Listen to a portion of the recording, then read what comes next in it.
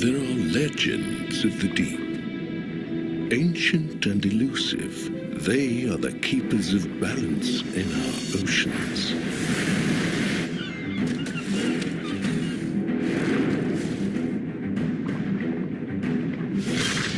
Hammer, angel, great white, tiger, manta.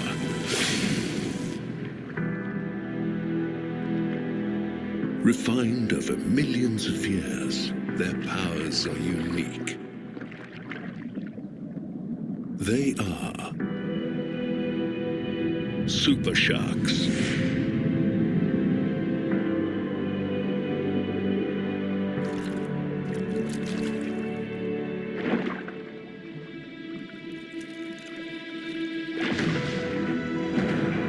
Together, they ensure the stability of our world's life support. The oceans.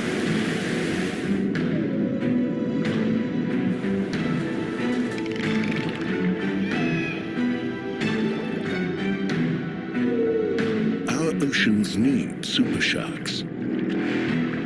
We need them, and they need our help.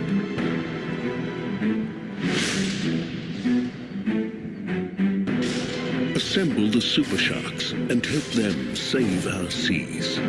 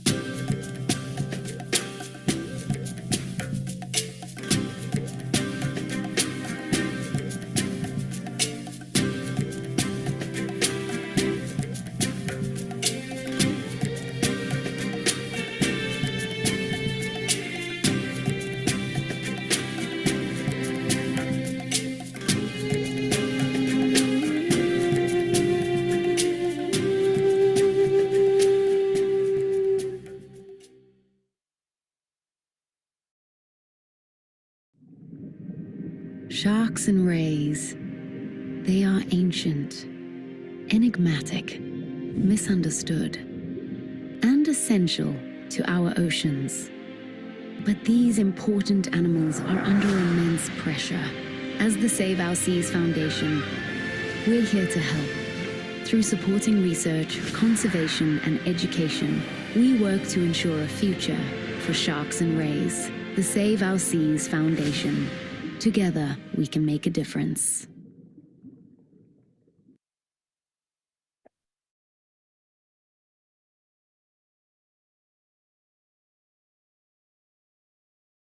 Hello, everyone, and welcome to tonight's Save Our Seas Foundation Distinguished Speaker Series. My name is Lance. I will be your host tonight. I am from the Museum of Discovery and Science in Fort Lauderdale, Florida. There I serve as the museum's Director of Environmental Sustainability. And tonight we'll be bringing you lots of good information about just that, how we can be a little more sustainable in our environment, especially with our oceans and sharks, things like this. So welcome. If tonight's your first time here, that's awesome. We'd love to have you. If I noticed in people that have signed on already, many of you have come back again and again and again. So those of you that have been back, have returning to our series, thank you very, very much for coming back and tuning in. Tonight we have a wonderful speaker going to be talking to us all about protecting sharks and what it takes on the policy side to actually protect sharks and some of the laws that are being enacted and different things that we can actually do to make shark conservation a reality. A few little things though before we get started and I introduce our speaker. Tonight, if you wouldn't mind, if you have any questions, please feel free to ask.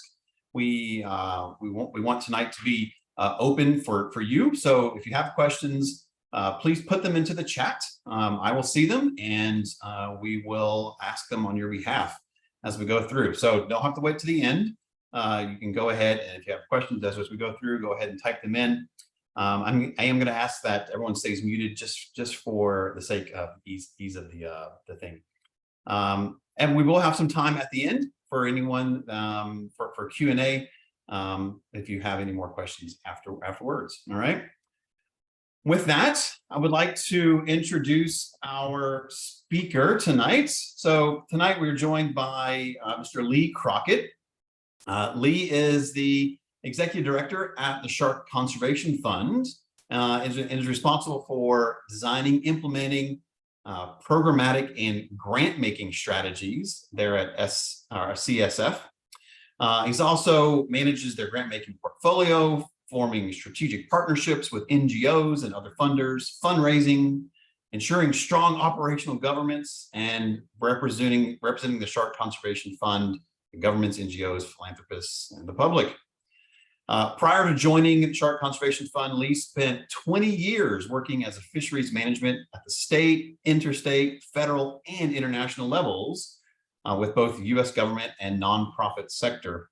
Most recently, he was the director of the U.S. Oceans for the Pew Charitable Trust, where he led Pew's efforts to establish policies to end overfishing and promote ecosystem-based fisheries management in the U.S. Earlier in his career, Lee was the executive director of the Marine Fish Conservation Network, a large coalition dedicated exclusively to promoting the sustainable management of ocean fish. He also worked as a fishery biologist for the National Oceanic and Atmospheric Administration, NOAA, leading the agency's efforts to protect essential fish habitats. And he has served as a member of the U.S. House Committee on Merchant Marine Fisheries, working on a variety of fisheries, environmental and boating safety issues. Lee holds a bachelor's degree in biology and a master's degree in biological oceanography from the University of Connecticut. And before college, he served as the U.S. Coast Guard. done quite a lot, Lee. He's also an avid angler and enjoys fishing the Potomac River and the Chesapeake Bay. So, Lee, welcome. Thank you, Lance. How are you tonight? How am I? I'm well. I'm doing well, good. and looking forward to talking to everybody about the Shark Conservation Fund. So thank you for inviting me, and I think I will share my screen. Yes, please feel free. Go ahead and share your screen. We'll love to see what you have for us this evening. Again, just for everyone, if you have any questions as we're going through, please feel free to type them into the chat. All right. Okay. Go ahead, Lee, take it away.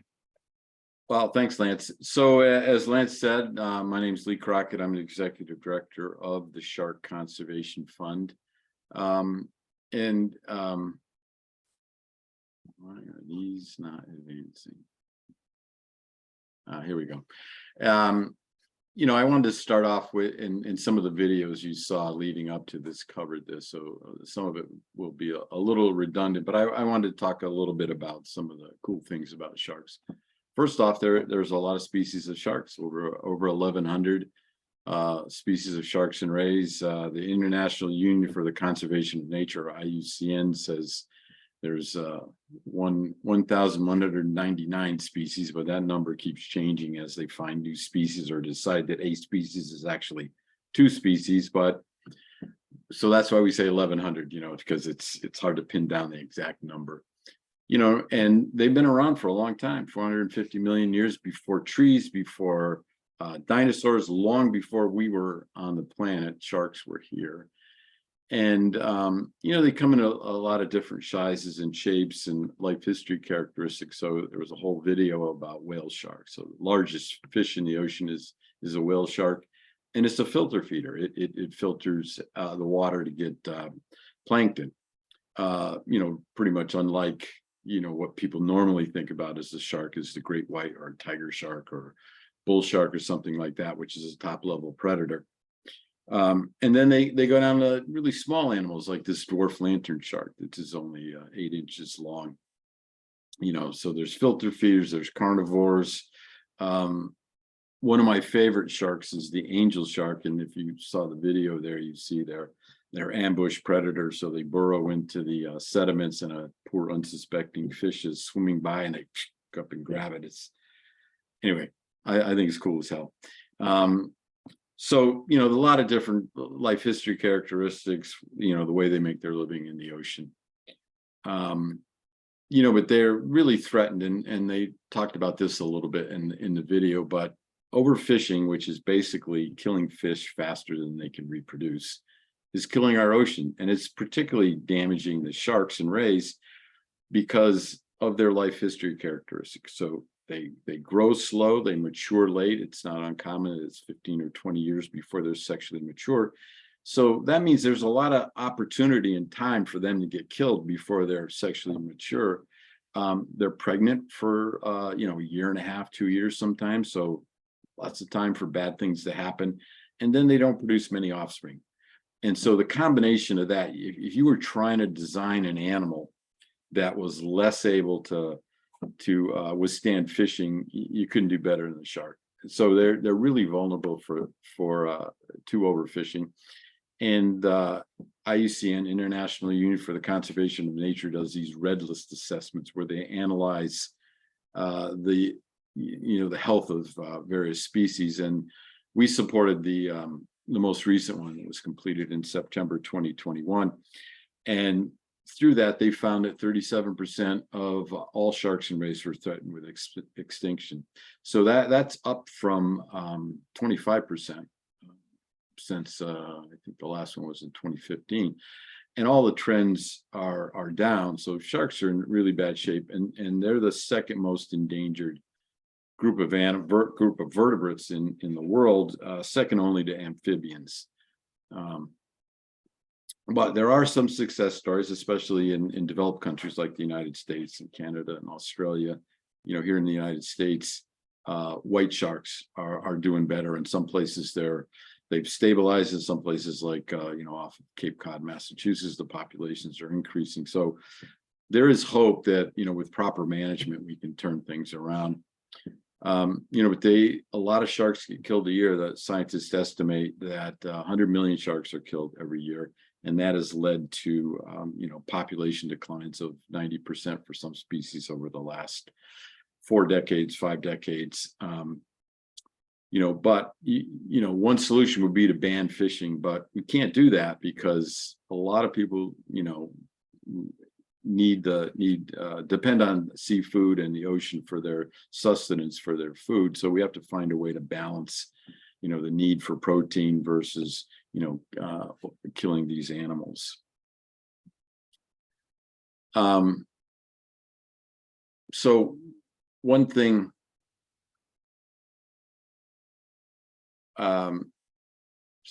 anyway, so sharks can help restore our oceans. They play an essential role. Many of them are top level predators, so they can help stabilize ecosystems because of because they are top level predators. They will keep populations of other animals in check. They transport nutrients from offshore, so a lot of times they feed offshore and then they bring the nutrients back onshore, and then they also help stabilize ecosystems. And that some of the research that we've been involved in Australia has shown that seagrasses are healthier with shark populations that are healthy, because grazers like dugongs and sea turtles, the sharks aren't present. They're out and about and really grazing down the seagrass beds.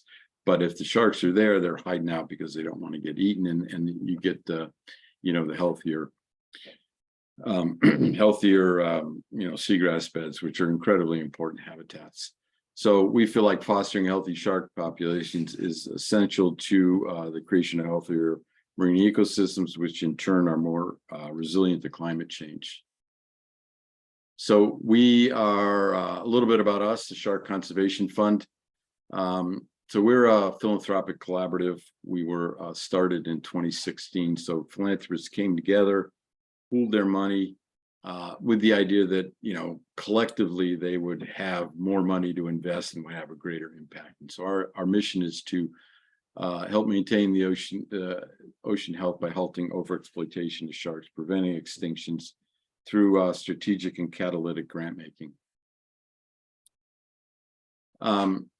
So we do this in three basic ways. One is that we do support research, but our research has to be really focused towards policy. So we don't just support research that's designed to increase the knowledge base on sharks or things like that. We're looking for projects that will help advance conservation policy. And so, for example, we get a lot of proposals to tag sharks and see where they go. And most of those we don't fund. We do fund, but if we're funding a marine protected area project where they're trying to figure out where the boundaries ought to be for a marine protected area, then we will support tagging programs to see where the sharks go, what their migratory routes are, so that when they create the boundaries, it encompasses, you know, those migratory routes. And like I said, our board is really focuses on establishing legal protections through policy changes. So laws and regulations and things like that at the international level, the national level, and local level. And all of these, you know, policy changes, law changes are fine, but they need to be implemented before they're effective. And so we put a lot of time and effort and money into implementing these policies in countries around the world. So we support NGOs to go in and work with governments to in a lot of cases at the national and local level to implement these policies. You were mentioning policy in different, what countries do you guys work in? How do you work all over the world? Yes, and I'm getting to that. I have a map that shows the scope of our grant making. So we have just updated our investment strategy, we call it. So this is going to guide our grant making over the next 5 years. And we have three goals: fishery management reform, preventing extinctions, identifying and protecting important shark areas. And each of these, we have numeric goals for what we're trying to accomplish so that we can, you know, measure how effective we are. I'm going to go into each of these in a lot more detail. The first one is fishery management reform. And here we focus on trade regulation. And the reason for that is, as I mentioned earlier, overfishing is a huge problem for sharks. A lot of that overfishing takes place in developing countries. And so the question is, how do you get a developing country that has lots of other things to worry about besides sharks and shark conservation? How do you get them to raise that up as a priority and do a better job? And so that's where CITES comes in, because it regulates the trade. And, you know, the most valuable part of a shark is its fins, typically. There are brokers that go into the most remote villages in developing countries around the world to buy up these sharks. They go through the Singapore and Hong Kong fin markets, and they're fed into primarily the Asian market for shark fin soup, you know, which is a delicacy, and, you know, it could cost up to $100 for a cup of shark fin soup. So that is a big driver, a lot of the overfishing. And so we're looking to get as many endangered species of sharks listed on CITES. And once a species is listed on CITES, then if a country wants to trade a listed species, it has to make this demonstration that the trade is not going to be detrimental to the species in the wild. So if it's not managing its sharks at all, or it's doing a bad job, it can't make this determination. Now, countries can, you know, do a bad job of this, or this, you know, they could do a bogus, not what they're called non-detriment findings. And there's a review process in CITES called Review of Significant Trade. And they just did this in June, where they found that 9 countries had their non-detriment findings, which they used to continue trading, were inadequate. And so they've identified them, and they've made a bunch of recommendations for these countries to do a better job of managing their sharks. Now, if a country doesn't do that, if they're going to continue to review the management, they can ban the trade of those species in that country. And ultimately, if they really continue not to do it, they can ban the trade of all CITES listed endangered species.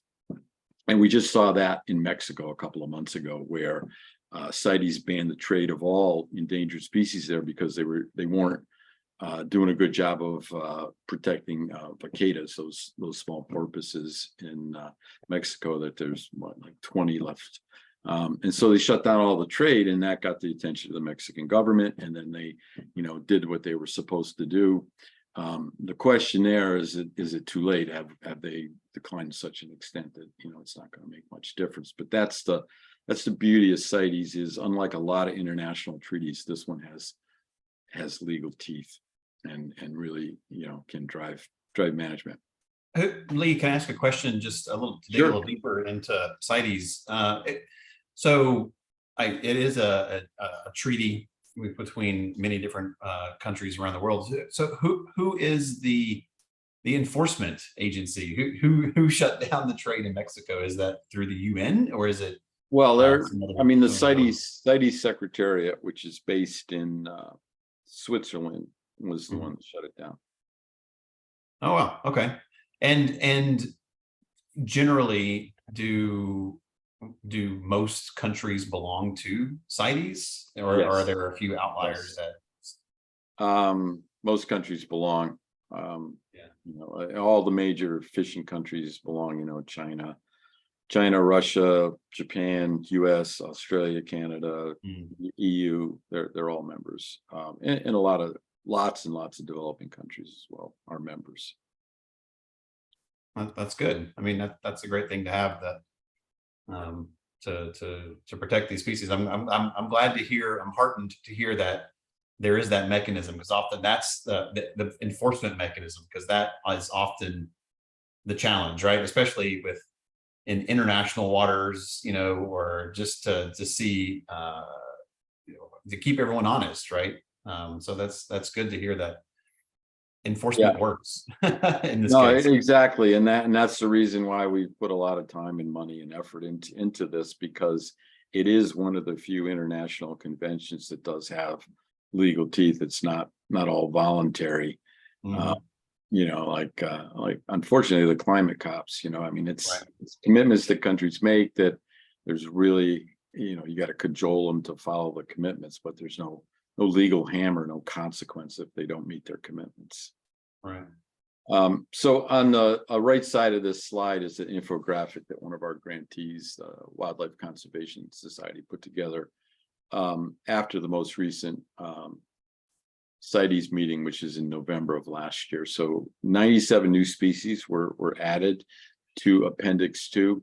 So Appendix 2 means that to be able to trade, you have to do this non-detriment finding. Now, there's an Appendix 1, which species listed on there, like sawfish, for example, are listed on Appendix 1. That's a trade ban. So there's no international trade allowed of sawfish. So they got 97 new species added to Appendix 2 in November.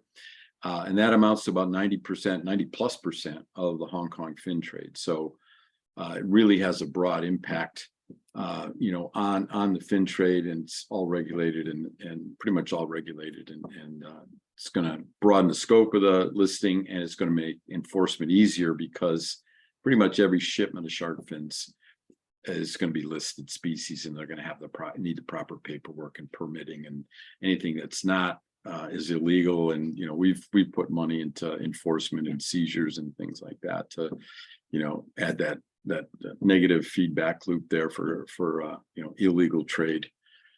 And in some of the implementation stuff that's shown in this slide, Gabon and Colombia, as part of their implementation, decided to ban the trade of all shark fins within the country.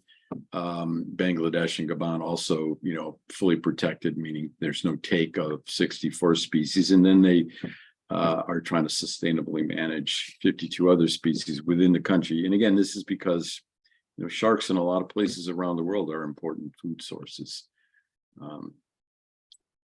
So, Go ahead. so CITES outlines through the various articles that are in the policy, right? So it says that no trade is accepted with particular species, like you mentioned, sawfish. Right. If they're on And a some species trade that is are on permitted to a Appendix certain 1, level for trade other is, species. pardon me? I'm sorry, I was talking. But then other species trade is permitted, but only at a certain level. Is that my understanding that right? On Appendix 2, trade is allowed if they can make this determination that the trade is not detrimental to the species in the wild. Okay.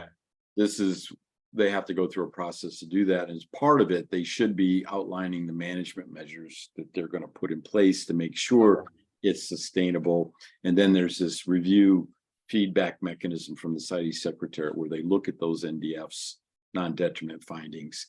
And if they're inadequate, then they can, make recommendations to improve them. And then if they don't follow the recommendations, they're subject to trade bans. Wow, that's really interesting because I mean, shark, like you said, the shark fin trade is so huge. It's a worldwide industry. So, so you were saying that the majority of the species that those 90+% of the species are now listed under CITES and yeah. So that's great. That's great. Yeah, it was a big win, and frankly, I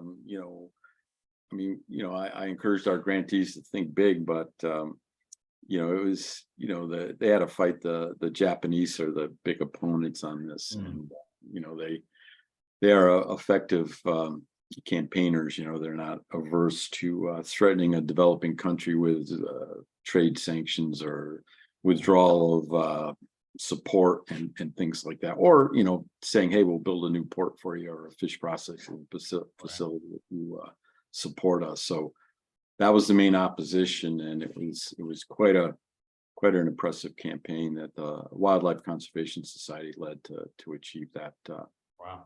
That last well, congratulations. Yeah, that's amazing. But it'd be interesting to see how it plays out throughout the next next bit. And that's where I was getting at different before. species that aren't listed or whatever what happens. Yeah, well, I mean, they meet every 3 years, and so there's our grantees are looking at the status of these species, and if some of them are continue to be in bad shape or get in worse shape, there's going to be effort to put them on Appendix 1, which will meet a trade ban altogether.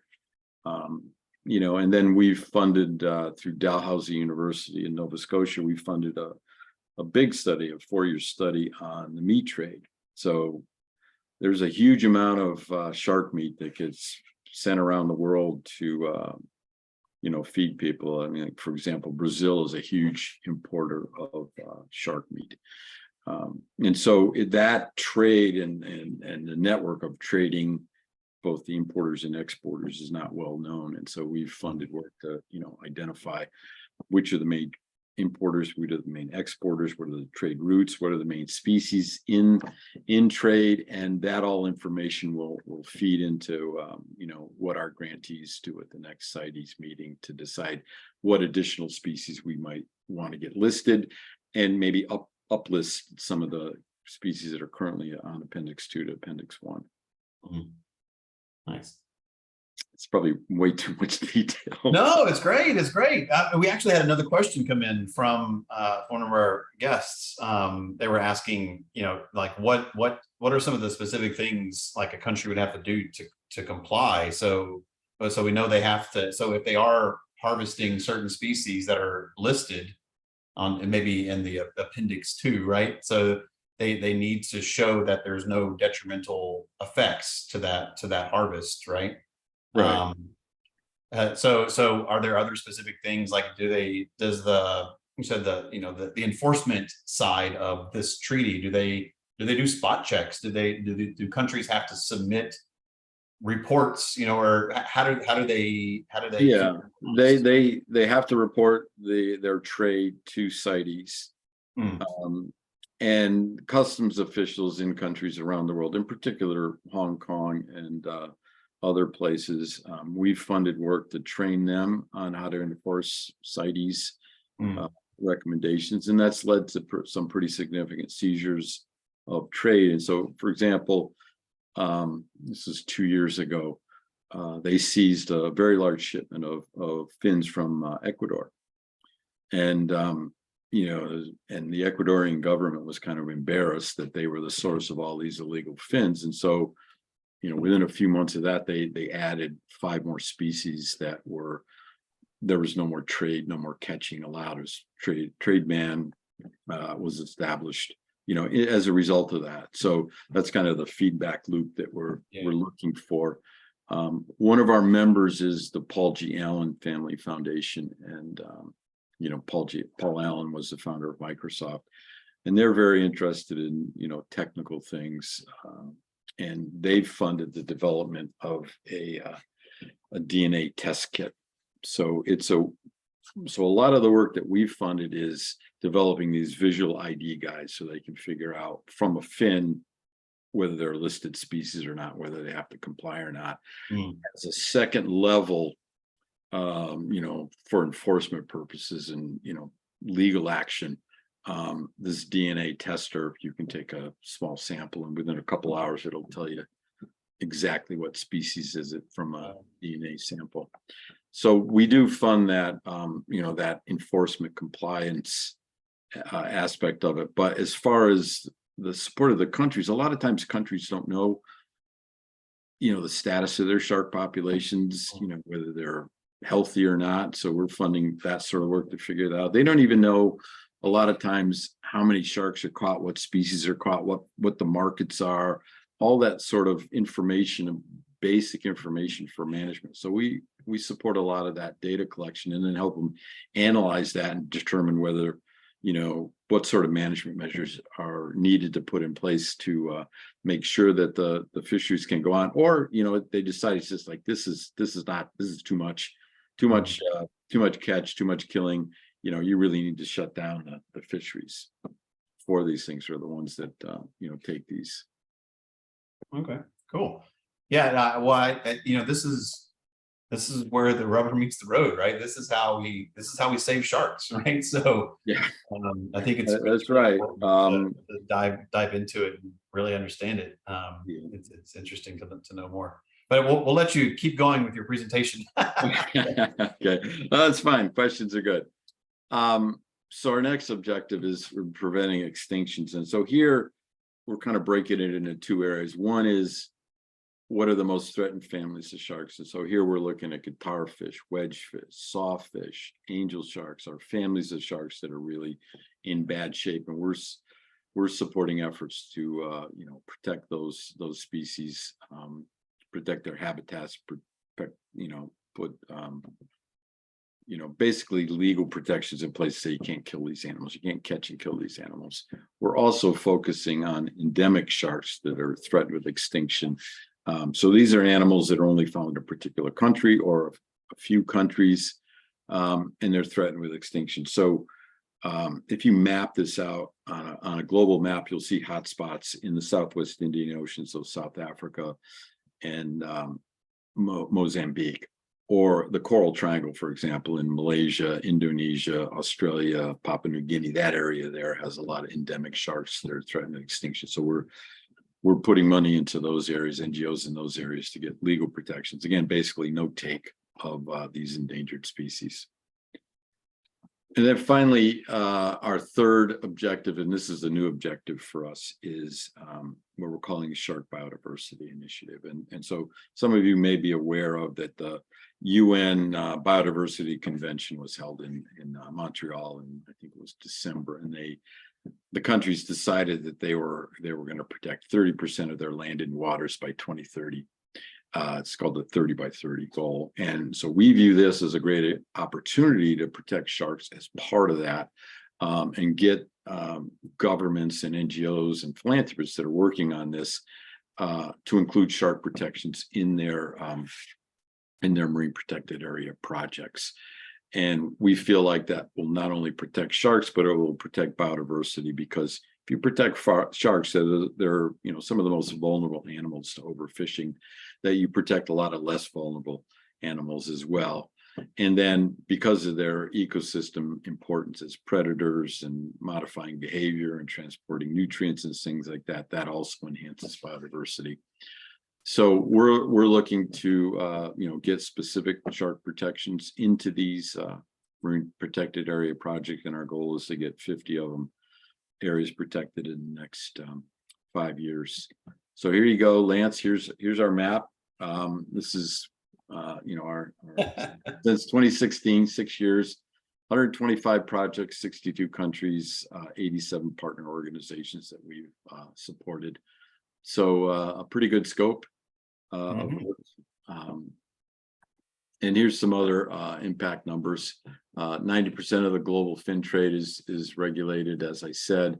198 species of sharks protected in key countries. We've invested $37.5 million in shark conservation fund around the world.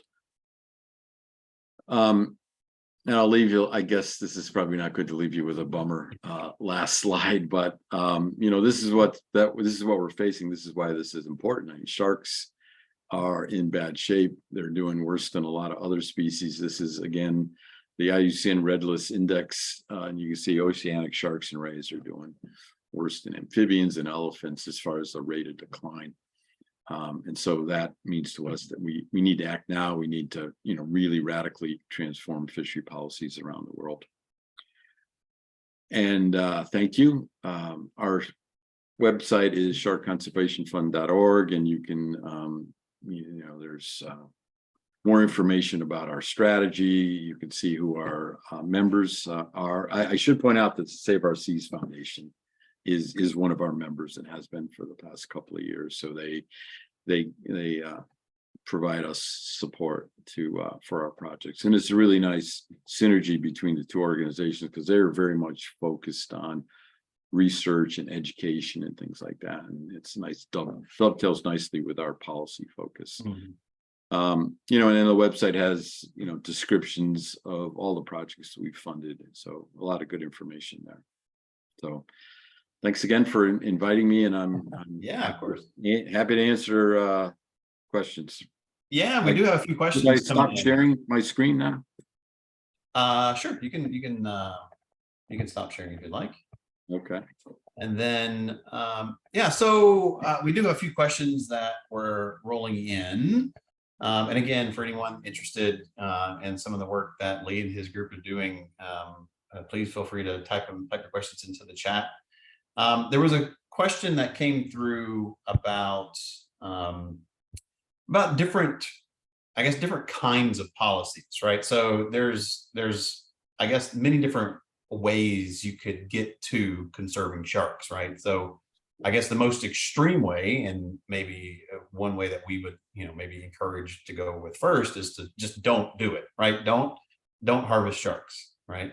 And for any of you out there listening, right, so one of the best things you can do is for helping the ocean and helping sharks is to not eat them, but also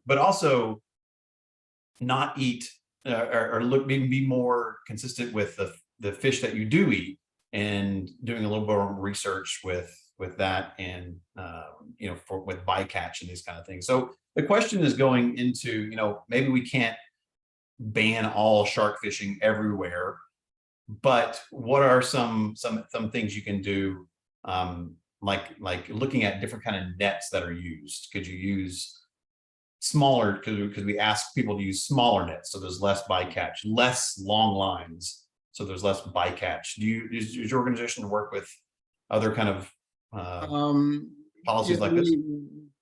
We've supported some of that, but the two major gears they use to catch sharks, and they typically, there's not a lot of directed shark fisheries where they're trying to specifically catch sharks. They're a lot of times they're trying to catch tuna or other billfish, and also catch sharks. So they have, for example, a long line, and these things can be 40 miles long.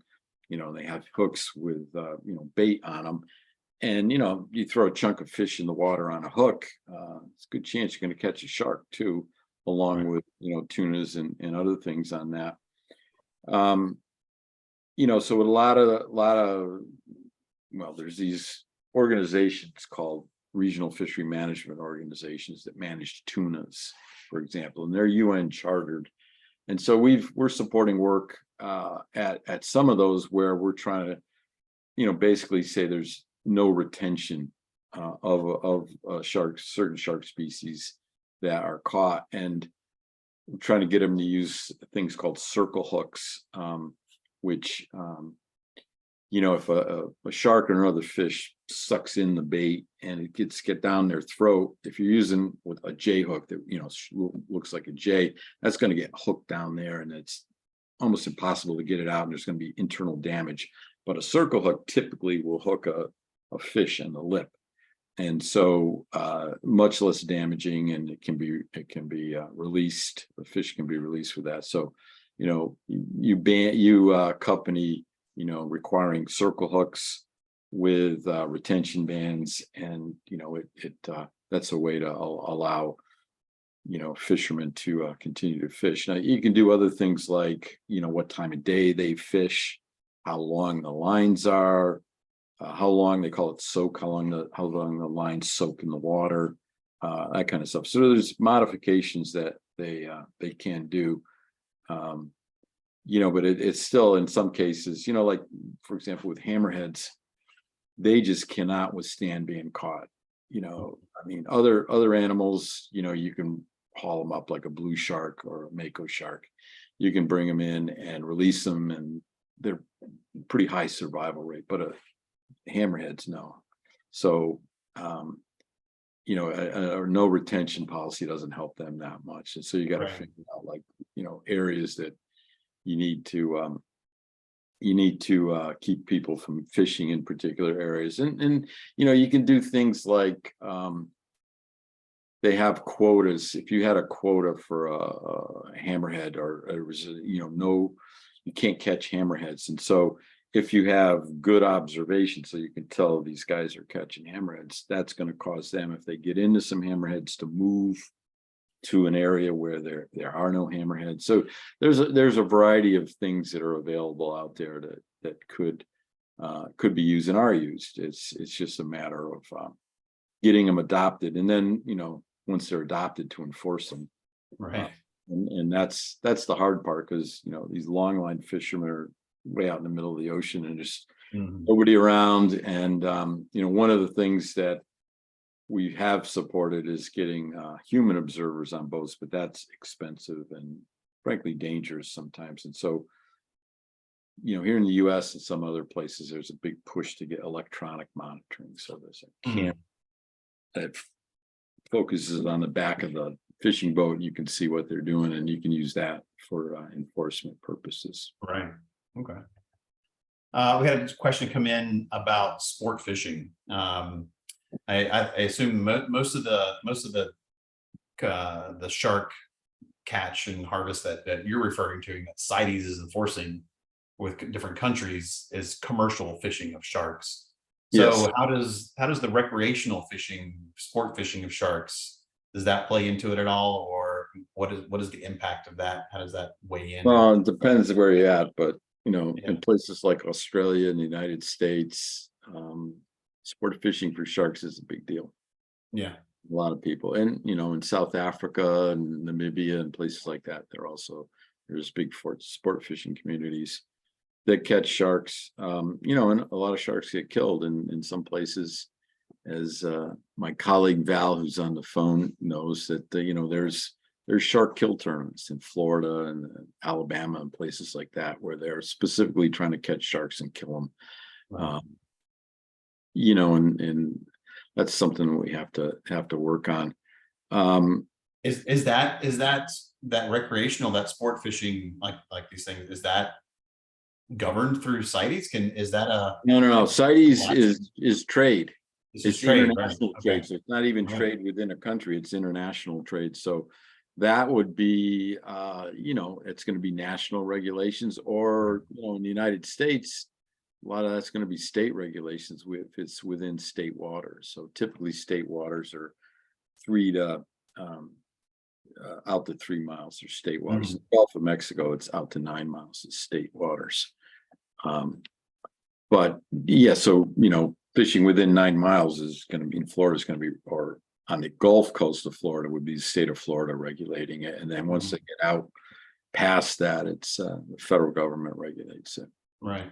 So yeah, there's a lot of recreational fishing that goes on for sharks. And then the other thing that's going on, and this is a big deal in Florida, is something they call depredation. And so sport fishermen are out trying to catch groupers or some other species. They're running into sharks that are biting their catch off before they can get it back to the boat. And so that is upsetting a lot of recreational anglers because they get a nice fish on the line and then the shark comes up and bites it off.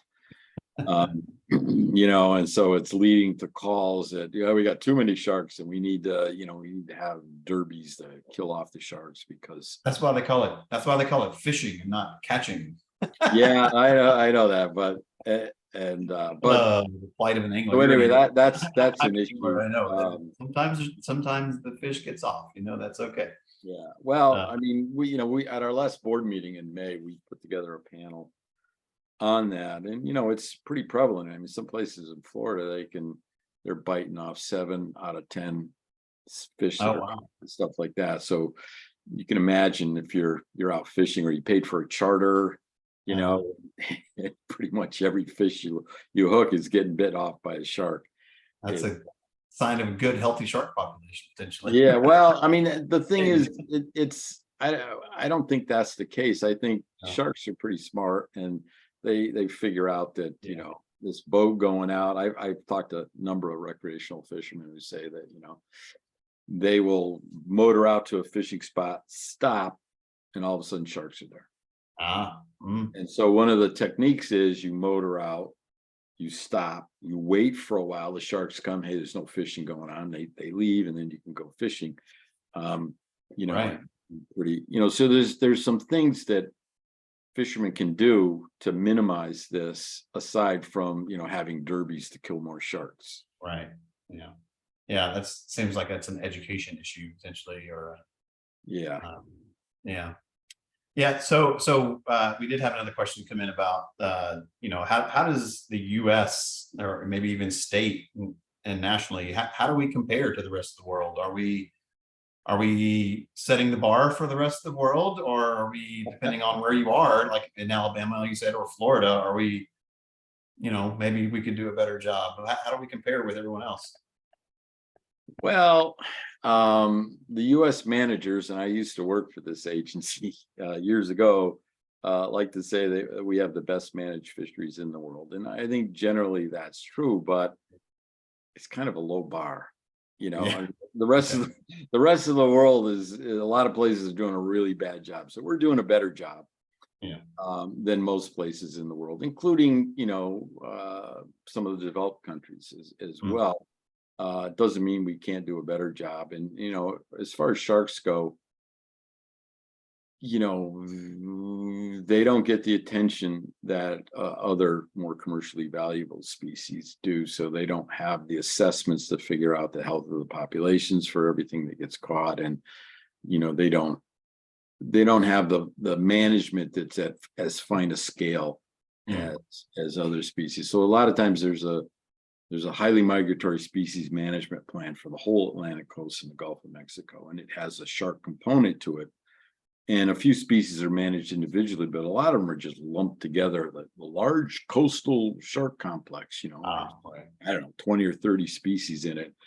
So that's not a good way to manage fish, because they're not in that complex. They're not all the same. They're not all the same health. And so they really should have individualized management, but they don't, because we don't have enough money to focus on that. But the answer is we are better than most of the world, but we got a long way to go before I would say. Room for improvement, right? Room for improvement. Yeah. Well, that's interesting. Well, maybe that plays into my next question for you, and that, what do you see as the I guess the biggest gap in research? What could, that blank check for funding, what would be the most useful thing that you would be interested to help solve?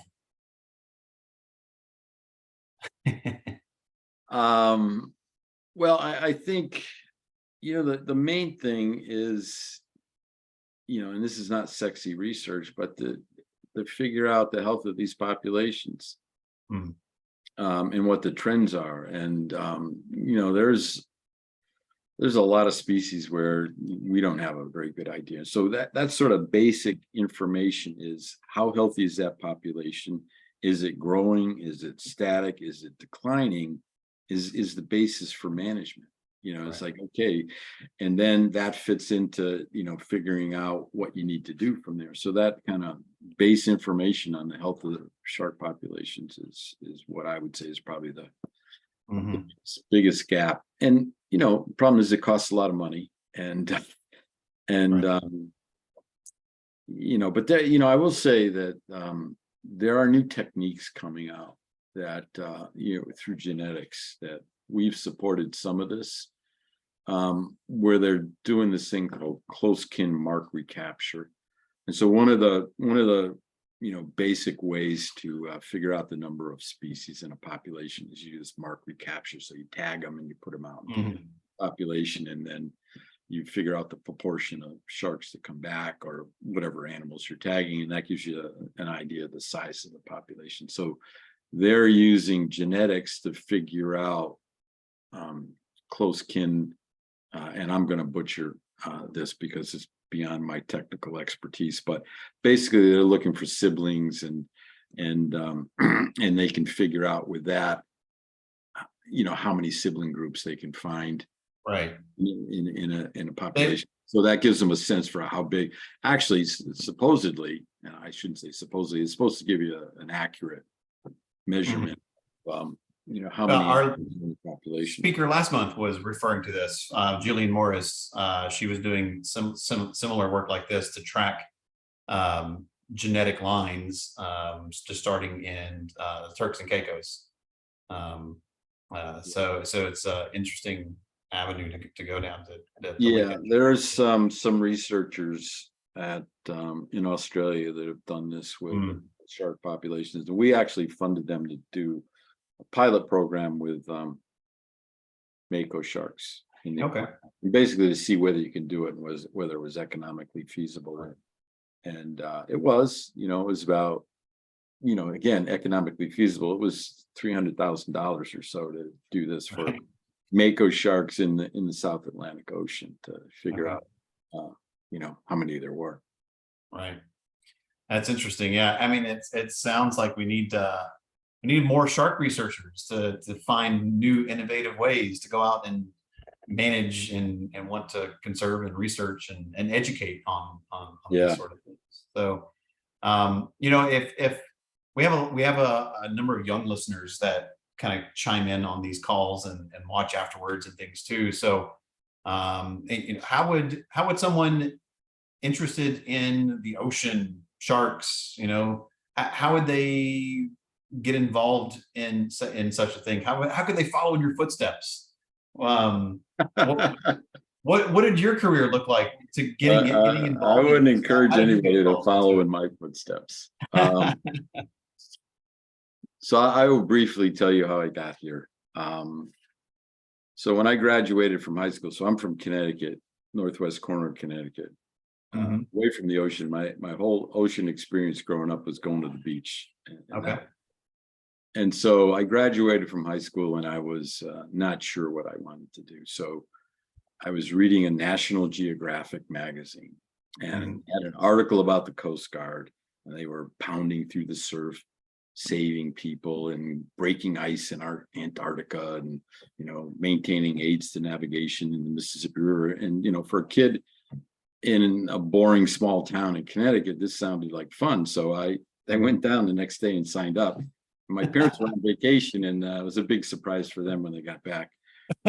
Um, and then I got on a ship, and it was like I was out in the ocean. It was like, damn, this is cool. This is real. And I just fell in love with the ocean. from being on the water. So I wanted to be on it, in it, under it, study it.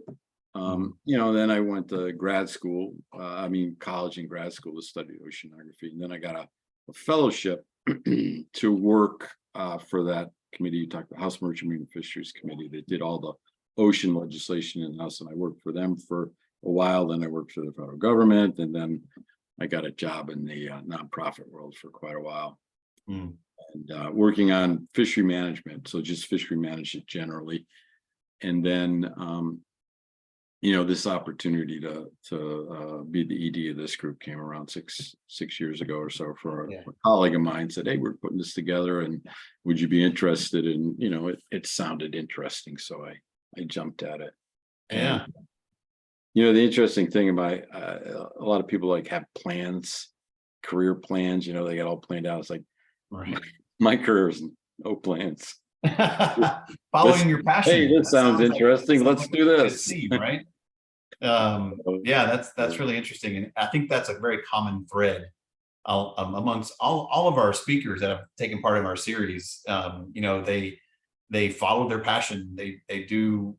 They don't. If something's interesting, they go and do it. Right. So that's really interesting. Well, I have just one more question before we wrap up for the evening, and then it involves how do the people listening, how do we get involved? We had another question rolling here at the very end about voting, but are there other ways to affect policy and to get involved with shark conservation, and to support these laws and these treaties? Yeah, well, there's a number of NGOs that are based in the United States that work on sharks.